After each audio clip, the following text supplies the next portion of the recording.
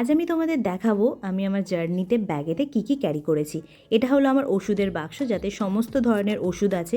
তারপরে এটা হলো আমার মেকআপ আর স্কিন কেয়ারের বক্স, যাতে ক্লিপ, গার্ডার, সেফটি পিন, ইয়ারবাডস, স্কিন কেয়ারে যা যা লাগে সেগুলো, ছোট্ট একটা মিরর, একটা ছোট ফ্যান, তারপর একটা ফুল প্যাকেট ওয়েট টিস্যু নিয়েছিলাম। আর এগুলো আমি মিশো থেকে কিছু নিয়েছিলাম, টপ আর ট্রাউজার, সেগুলো। একটু চিয়া সিড, ওয়ারেস, একটু নুন, চিনি, ছোট একটা গ্লাস আর চামচ, এইসব কিছু একটু নিয়েছিলাম। আর এটা হলো সবথেকে ইম্পর্টেন্ট আমার ফেসের জন্য, ডিআইওয়াই একটা রেমেডি বানিয়ে নিয়ে গিয়েছিলাম, যেটা আমার স্কিনকে ডিপ ক্লিন করবে। তো যাওয়ার দুদিন আগে থেকেই আমি ব্যাগ গুছাচ্ছিলাম, একটু চিন্তাতেই ছিলাম কি নেব না নেব, এত দিনের জন্য যাচ্ছি তার জন্য।